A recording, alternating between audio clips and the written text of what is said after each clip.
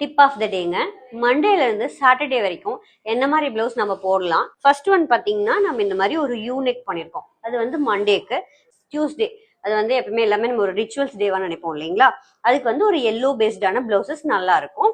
வெட்னஸ்டேக்கு பாத்தீங்கன்னா நம்ம இந்த மாதிரி ஒரு போட் நெக் வச்சுட்டு பார்ட்லி பால்ஸ் கொடுத்துருக்கோம். ஸ்லீவுக்கும் பார்ட்லி பால்ஸ் கொடுத்தாச்சு. தேர்ஸ்டே வந்துட்டு எனிதிங் ஏதாவது ஒரு மீட்டிங் அக்கேஷன்ஸ் இருக்கு ஆஃபீஸ்ல அப்படின்னு நீங்க நினைக்கிறீங்கன்னா இந்த மாதிரி ஒரு காலர்டு பிளவுசஸ் பண்ணலாம். ஃப்ரைடே எப்பயுமே அனதர் ரிச்சுவல் டே தான். அதுக்கு வந்து இந்த மாதிரி ஒரு ரெட் கலர்ல டபுள் பைப்பிங் கொடுத்த பிளவுஸ் போட்டுக்கலாம் நம்ம. சாட்டர்டே அப்படிங்கிறப்ப நமக்கு ஒரு சூப்பரான ஒரு ஃப்ரெஷ்ஷா இருக்கும் இல்லையா.